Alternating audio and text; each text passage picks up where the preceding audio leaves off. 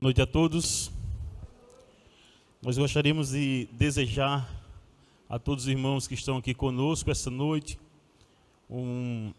as boas-vindas, uma ótima noite de domingo, principalmente nesse momento aqui na presença do Senhor, onde nós saímos dos nossos lares com o objetivo de adorar o nome de Deus, de engrandecer, de exaltar e também de nos alimentar espiritualmente. Hoje à noite é uma noite especial, é uma noite que tem festa aqui na terra e festa onde? No céu. A noite especial, a noite de batismo. Deus seja louvado e glorificado por essas entregas desta noite. Nós estamos vivendo um momento difícil, ainda na pandemia. A igreja ela tem um limite, uma capacidade de pessoas que já foi, nesse momento, suportado. E nós criamos uma sala ao lado aqui, para poder receber aquelas pessoas que estão chegando depois e assistir através da transmissão aqui ao lado. Tá certo? Mas sejam bem-vindos, os irmãos, os amigos também que estão aqui conosco essa noite. Que o Espírito Santo do Senhor trabalhe em seu coração de uma maneira tão especial, que você saia essa noite daqui sentindo que valeu a pena estar aqui junto de Deus. Eu gostaria que você abrisse a sua Bíblia em Lucas capítulo Marcos capítulo 2. Marcos capítulo 2. Eu tenho certeza que todos nós que estamos aqui andamos em busca de perdão. O perdão é um dos critérios para poder uma pessoa entrar no reino. O perdão dos pecados, melhor dizendo, é um dos critérios para que a pessoa possa entrar no reino de Deus. E possivelmente, essa noite, você esteja aqui em busca de perdão. Possivelmente esteja alguém nesse momento em casa, nos vendo pela internet, o YouTube, que também deseja obter o perdão de Deus. Para obter o perdão de Deus, nós precisamos de algumas coisas. Nem sempre é fácil. Nós precisamos lutar contra nós mesmos. Precisamos lutar contra algumas dificuldades que vêm diante de nós. Precisamos transpassar barreiras que nem sempre são levantadas por nós mesmos. Nós vamos analisar aqui a história de um homem completamente assim, inutilizado, digamos, para sair, andar, se locomover e pedir o perdão a Deus. Esse homem ele buscava uma cura. Por isso que o tema do nosso sermão essa noite é em busca de perdão. Até quando vale a pena sair em busca de perdão? Marcos capítulo 2, a partir do versículo 1 em diante. Nós vamos analisar aqui também a reação de um povo que estava ali e que viu o milagre de Jesus.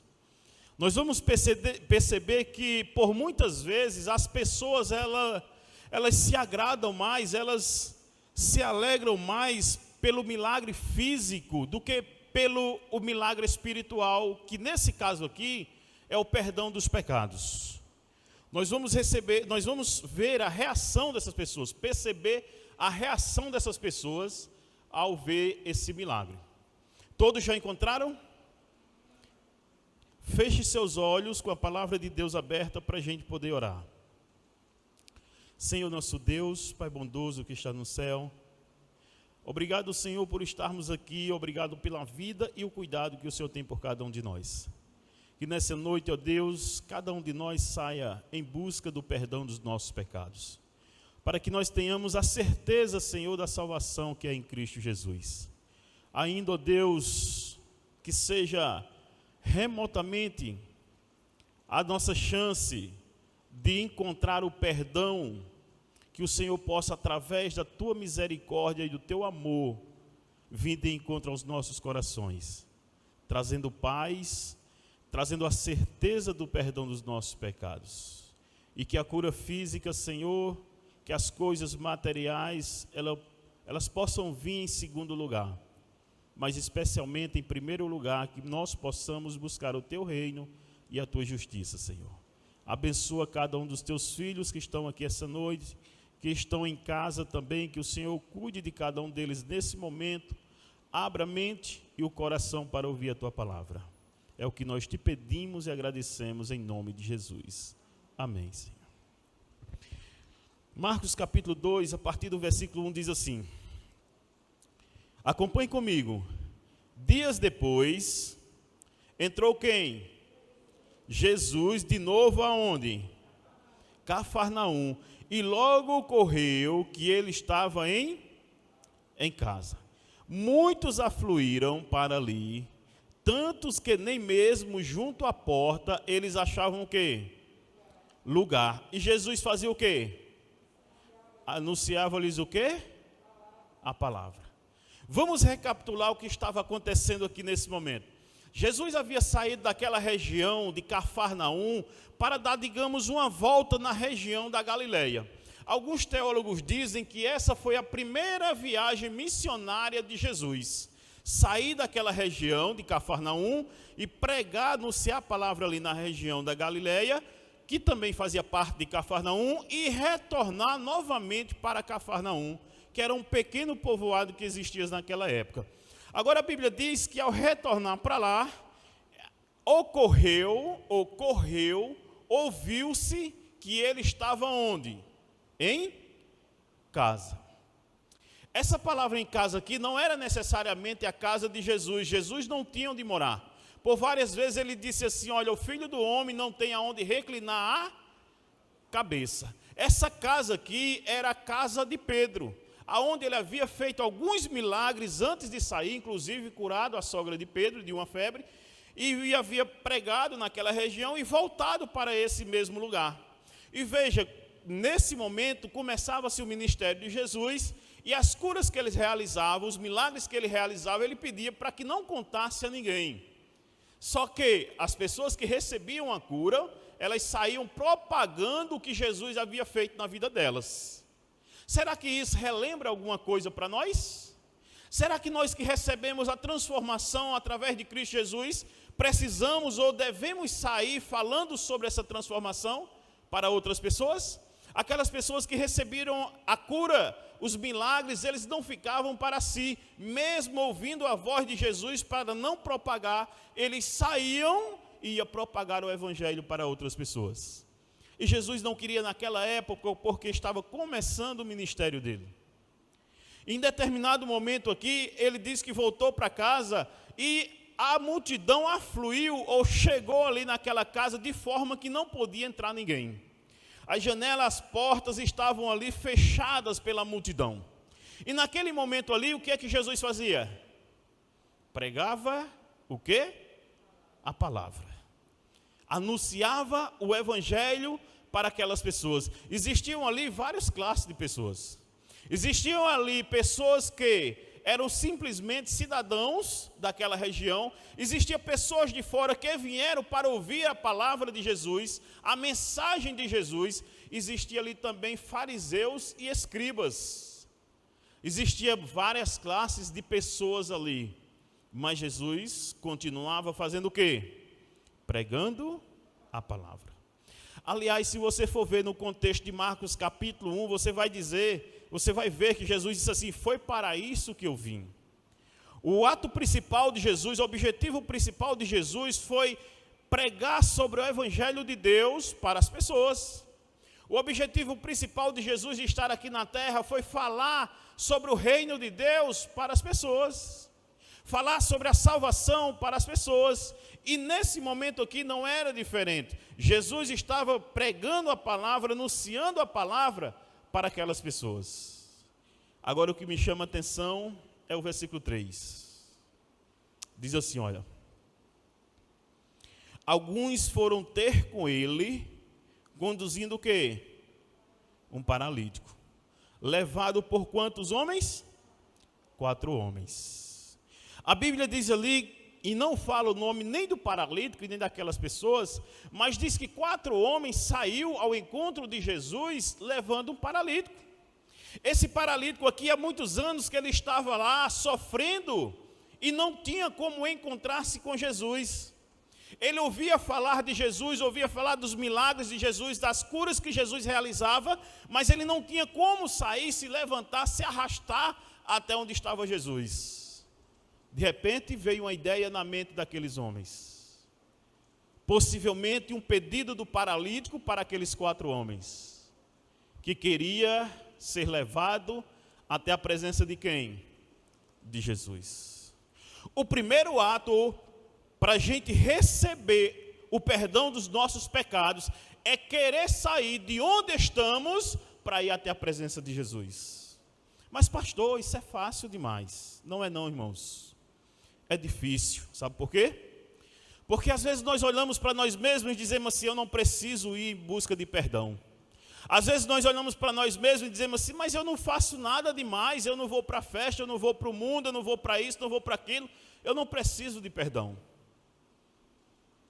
A coisa mais difícil do mundo é o reconhecimento de uma natureza pecaminosa que nós herdamos dos nossos pais. Nós já nascemos aqui na terra com essa natureza pecaminosa e precisamos constantemente do perdão de Deus na nossa vida. Não é porque eu cometi um ato de pecado, é porque eu possuo a natureza pecaminosa. Aquele homem estava paralítico por uma situação que ele havia vivido. Se você for ver o comentário de Ellen White a esse respeito, ela diz que ele vivia uma vida dissoluta, uma vida desregrada, e aquilo levou com que ele ficasse paralítico.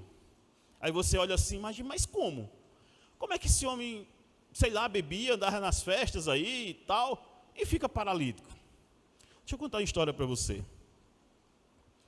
Há cerca de mais ou menos 20 anos atrás, eu estava afastado da igreja. Eu sou da igreja desde pequeno. Com 12 anos de idade, eu me afastei da igreja. Comecei a conhecer novas pessoas e ser influenciado, não que os amigos, eles obrigam a pessoa a ser, mas eles influenciam aquelas pessoas. Eu fui influenciado, terminei saindo dos caminhos do Senhor e vivendo outra vida. E eu tinha um amigo, ainda hoje é vivo ele, um dia nós fomos a uma festa. Ele não foi comigo, mas ele estava lá na festa. E nessa festa era dentro de um clube, e nesse clube havia uma piscina. Possivelmente naquela época nós tivéssemos assim entre 16 e 17 anos. E é possível que faça mais de 25 anos isso que eu estou falando para você. Mas estávamos na festa, eu vim embora antes de terminar a festa e ele ficou lá. Ele bebeu a noite inteira, estava embriagado.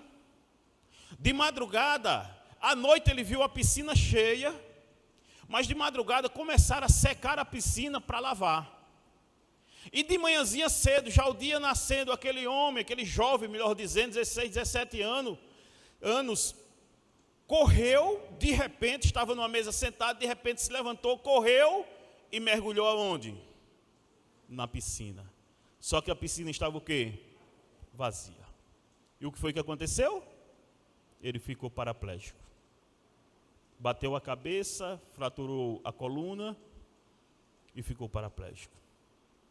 Em um momento só ali de embriaguez, ele saiu, não prestou atenção no que estava acontecendo, ali pulou dentro da piscina, ao pular dentro da piscina, machucou a cabeça e ficou paraplégico. Ellen White diz que a condição desse homem aqui, ele estava naquela condição, não era porque havia acontecido um acidente ou ele havia nascido de nascença, era pela vida desregrada que ele vivia. Mas mesmo vivendo uma vida desregrada, mesmo estando naquela situação, houve o desejo do seu coração de buscar o perdão de Deus.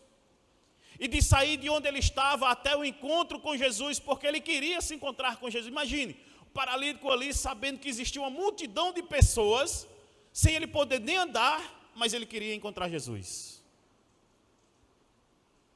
Foi levado por quantos homens? 4 homens. Olha só no outro versículo, versículo 4. E, não podendo aproximar-se dele, por causa de quê? Descobriu o quê? O eirado ou o telhado, no ponto correspondente em que ele estava fazendo uma abertura, baixaram o quê? O leito em que jazia o... Imagine só, aquele homem, primeira dificuldade que ele tinha era se locomover aonde estava Jesus. A segunda dificuldade foi ao chegar onde estava Jesus, o lugar estava completamente cheio de pessoas. Não havia como ele entrar pelas portas ou pela janela para encontrar Jesus, que estava no centro ali daquela casa. Veja quais são as dificuldades que o paralítico teve que passar por elas, transpassar para poder ter esse encontro com Jesus. Deixa eu dizer uma coisa para você. Você pretende entrar no reino dos céus? Quem pretende entrar no reino dos céus, levante sua mão. A Bíblia diz que o reino dos céus, ele é tomado por esforço. Não espere nada fácil. Não espere nada fácil, porque existe um ser aqui na terra que não quer deixar você encontrar-se com Jesus. Existe um ser aqui na terra que não quer deixar você ir em busca do perdão. E ele vai colocar coisas na sua mente que está tudo bom, está tudo perfeito. Não está tudo perfeito, não está tudo bom. Nós precisamos constantemente sair em busca de Jesus, transpassar as dificuldades da nossa vida, que às vezes está dentro da nossa própria casa. Às vezes é nossa própria família que cria uma situação de dificuldade, que impede de chegar até Cristo. Impede de você obter o perdão do pecado, de buscar a Jesus. Mas nós precisamos vencer, transpassar essas dificuldades. E esse homem foi levado, e a Bíblia diz agora, imagine só, de repente Jesus pregando aqui no meio, as pessoas todas cheias aqui, as portas e janelas, pessoas observando o que Jesus estava falando. De repente começa o telhado agora a se mexer. É possível que caia algumas poeiras ali, algumas terras, alguns capins que tivessem assim em cima do telhado, e as pessoas que estavam olhando assim para Jesus, de repente param e começam a olhar para cima, e um buraco vai se abrindo, as telhas vão se afastando, e de repente desce um leito ali, como nós costumamos chamar aqui, uma paviola amarrada, um paralítico. E desce e é colocado em frente a Jesus. Que fé é essa desse homem? Que fé é essa desse homem? Porque nós andamos, temos duas pernas e às vezes nós não queremos ir encontrar com Jesus. Às vezes nós sentimos dificuldades de sair de casa e vir para a igreja para encontrar-se com Jesus. Esse homem não tinha como andar, foi colocado por cima de um telhado porque queria estar na presença de Jesus. Que fé é essa desse homem? Qual o desejo do coração desse homem de estar ali de frente a Jesus? Sabe o que é que ele precisava? Sabe o que é que ele pedia? Sabe o que é que ele queria? É o que Jesus falou. Olha só, versículo 5. Vendo-lhes o quê? Vendo-lhes o quê? A fé. Jesus disse ao paralítico: filhos, os teus pecados estão o quê? Perdoados. Agora imagine a situação daqueles 4 homens que levaram o paralítico até diante de Jesus. Possivelmente ele estivesse ali em cima observando e dizendo assim, olha só, ei, preste atenção agora que ele vai se levantar, ele vai ser curado agora, preste atenção. Será que vai? Vai, o Jesus vai falar com ele agora. Aí Jesus fala, aí diz assim, filho, estão perdoados os teus pecados. Mas como assim estão perdoados os teus pecados? A gente veio, subiu, colocou ele ali porque a gente queria ver ele andando, queria ver Jesus fazendo esse milagre, as pernas começando a se mexer, os músculos começando a voltar ao normal, e agora Jesus olha para ele e diz assim, estão perdoados os teus pecados? Por que Jesus falou isso para ele? Por 2 motivos, pelo menos 2 motivos. O primeiro motivo é que Jesus sabia que aquele homem tinha ido até a presença dele, não era para receber uma cura física. Aquele homem havia ido à presença dele, era para receber uma cura espiritual. Aquele homem ficava lá no chão, deitado, e os judeus legalistas passavam, os fariseus passavam, e diziam assim, está vendo ele? Aquilo ali, olha, é um homem pecador. Aquilo ali é um miserável, isso é o dedo de Deus. Foi Deus que castigou ele pelas as obras que ele realizou aqui na terra. Isso é um miserável pecador. Imagina a pessoa ouvindo isso constantemente, diariamente, durante vários anos. Jesus sabia que o que aquele homem mais precisava não era de uma cura física. O que aquele homem mais precisava é de uma cura espiritual. de uma cura emocional. Jesus estava dizendo para eles assim: olha, eu estou dizendo que muito mais vale a salvação do que as coisas materiais aqui da terra. Ainda que eu venha receber tudo aqui na terra, sem a salvação não é nada. Por quê? Porque todo mundo vai morrer. E ainda que demore 100, 120 anos, um dia a morte bate na porta. Um dia o número é chamado e não há como escapar. Jesus está dizendo assim: olha, ainda que você viva 100, 120 anos, o melhor dessa terra aqui, sem a salvação, sem o perdão dos seus pecados, não vai valer a pena. Essa era a primeira coisa que Jesus queria demonstrar para aquelas pessoas daquela época, primeiramente, e para nós hoje, que o principal da nossa vida é a cura espiritual.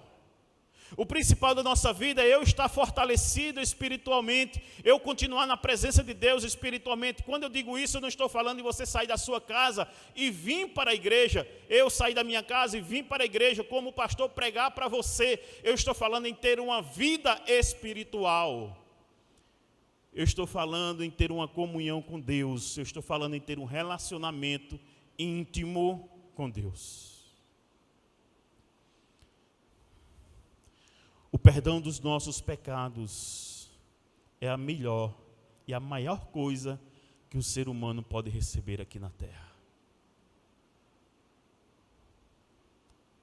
A segunda coisa está no versículo 6. Mas alguns dos escribas estavam assentados e arrazoavam em seu coração: por que fala ele deste modo? Isto é o quê? Blasfêmia. Quem pode perdoar pecados senão um que é quem? Deus. A segunda coisa, e eles falaram certo aqui, que ninguém pode perdoar pecados senão Deus. A segunda coisa é que Jesus queria mostrar para as pessoas que estavam ali, para os escribas que eram estudiosos da lei, que quem estava ali não era um profeta comum. Quem estava ali não era um homem bom que realizaria uma cura, um médico que realizaria ali, quem sabe, uma cura. Quem estava ali era o próprio Deus, capaz de perdoar os pecados de todas as pessoas. Quem estava ali não era uma pessoa comum. Somente Deus é capaz de perdoar pecados. É como se Jesus estivesse dizendo assim: olha, eu sou Deus, e por isso eu estou perdoando os pecados desse homem. Mas não é somente para mostrar a vocês que eu perdoo o pecado, é porque ele está precisando do perdão dos pecados. Eu não sei quantos de nós estamos precisando do perdão dos nossos pecados.